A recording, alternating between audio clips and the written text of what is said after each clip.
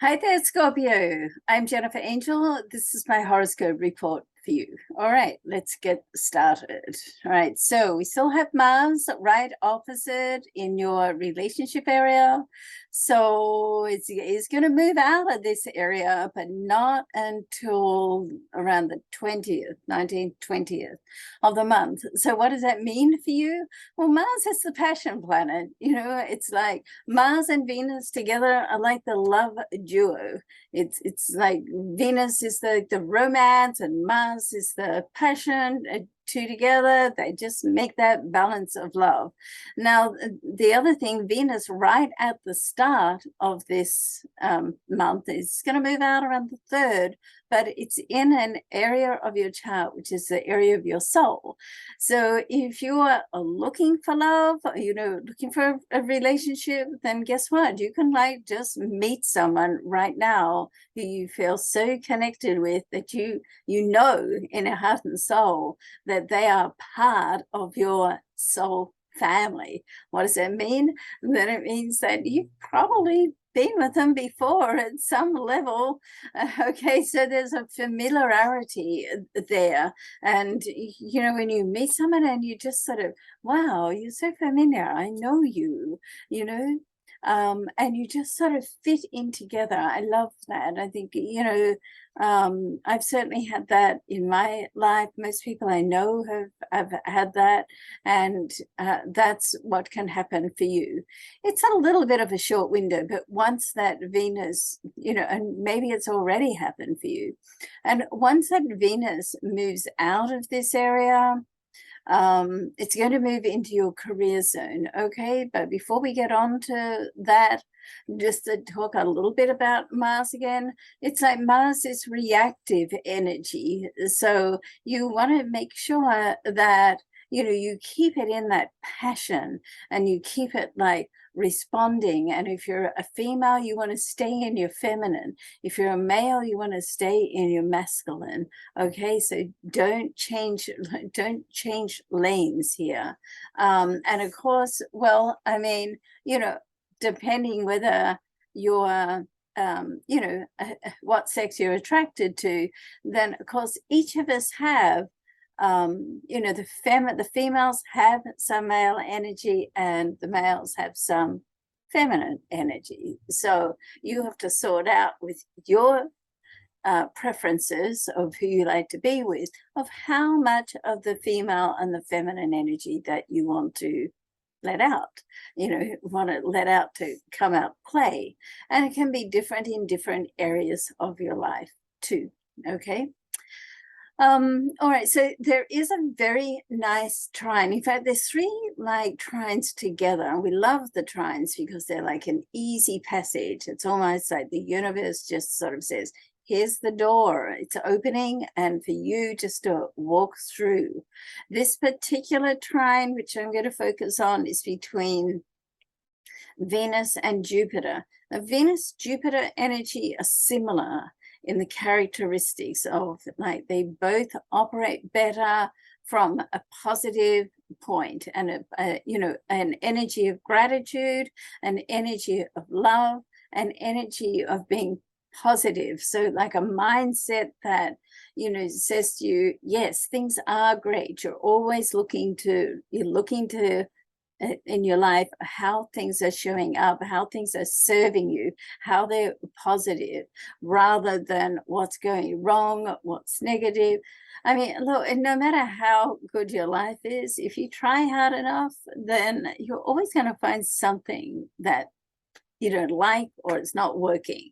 But the fact is that, do you really want to focus on that? No, of course not. And particularly for you, Scorpio, because you're such a strong energy, you're such a commanding energy. So it's like whatever you do and however you think, it's almost like it's magnified because you're a water sign as well. So you're backed by all that emotion, and it's strong emotion that runs deep. Okay, so you want to just stay focused on unleashing positive energy there. And that's certainly the best way to work with the Jupiter-Venus energy.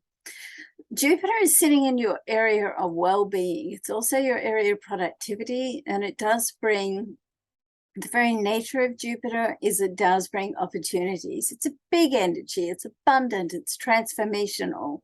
And when you put that with Venus, everything to do with Venus has an underlying relationship vibe about it, even though, I mean, of course, we know Venus to be the love goddess, but she also brings in abundance, and she also governs money and abundance. But there is also a element of worthiness that comes with Venus. It's like, well, here I am, and now I'm with Jupiter, so the world's your oyster. I mean, whatever you want, here it is. Just it's here for the asking, right? But you have to be in the frame of mind to be able to work with it at that higher level. If you're the type of person that readily finds something wrong with situations, yourself and other people, that's not so powerful, okay? And that just means that you have a little more work to do on yourselves, and that's okay. The first step is noticing it, and sometimes it can be just brought up from your background or your childhood. If you're told something enough times, then guess what? You're going to listen to it and maybe even start to believe it when it doesn't have any weight at all. It's probably a lie, So you want to say to yourself, if you've got like a little tapes running around in your mind that says that you're not worthy, or somebody or something that somebody said to you, just like stop it, get rid of it. It's like, what do they know? Like, you are in control. You and Scorpio and Capricorn, I'm a Capricorn, actually with a lot of Scorpio in my chart, then you're in control of your life, and that means that you can be in control of what you think as well, okay? So this is a very powerful time for Scorpio in that sense.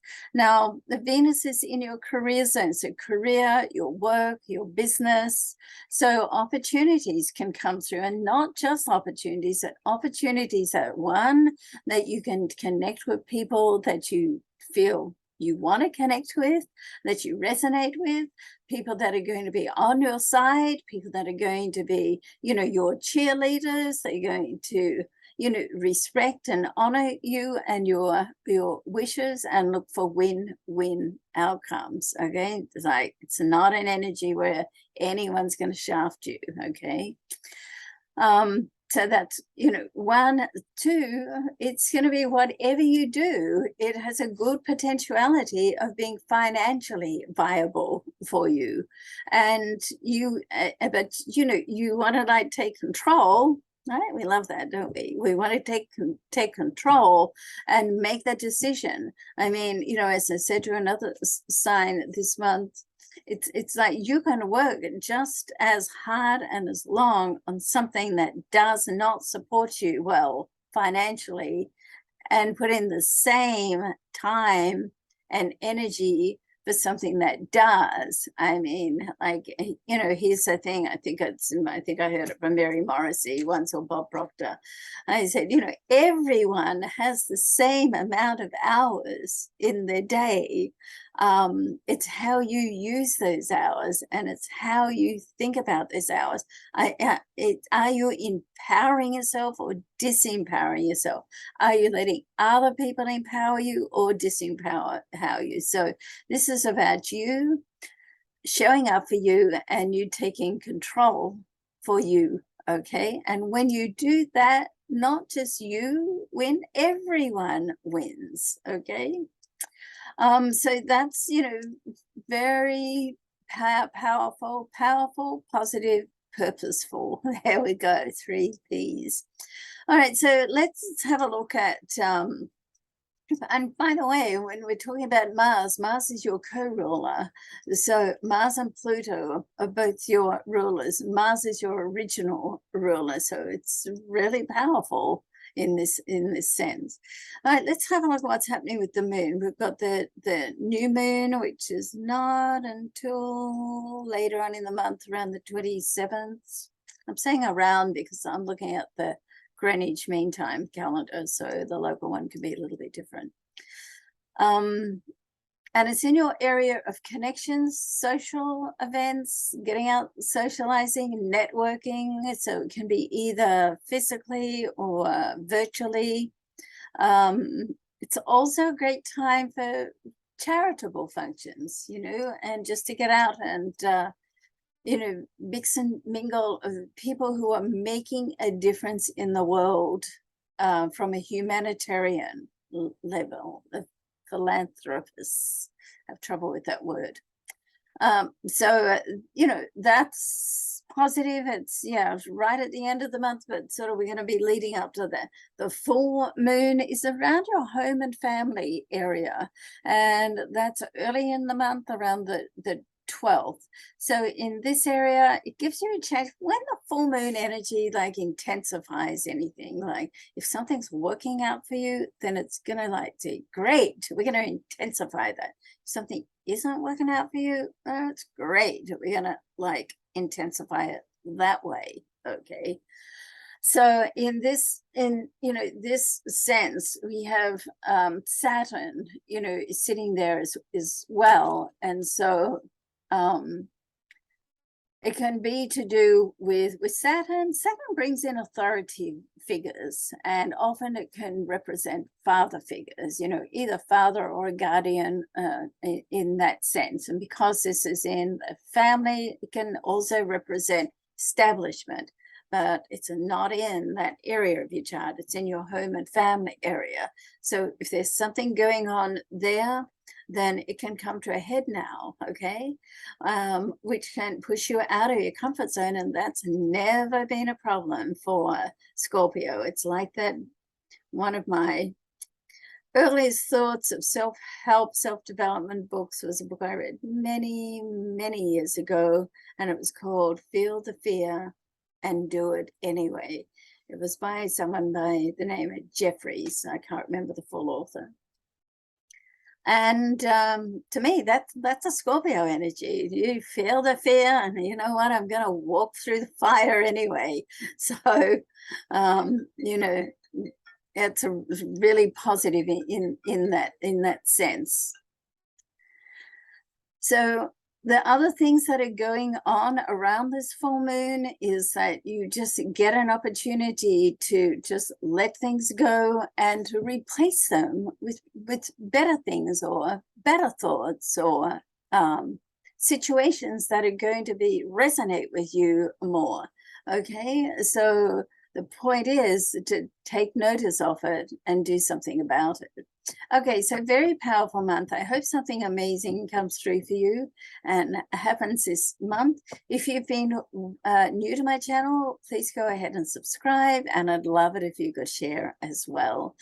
I will see you through the month. We'll do the next lot of horoscope reports for September, and through the month I'll be posting some life and business coaching type reports, which will be fun. I hope you enjoyed them. Thanks so much for watching. We'll see you again soon. Bye for now.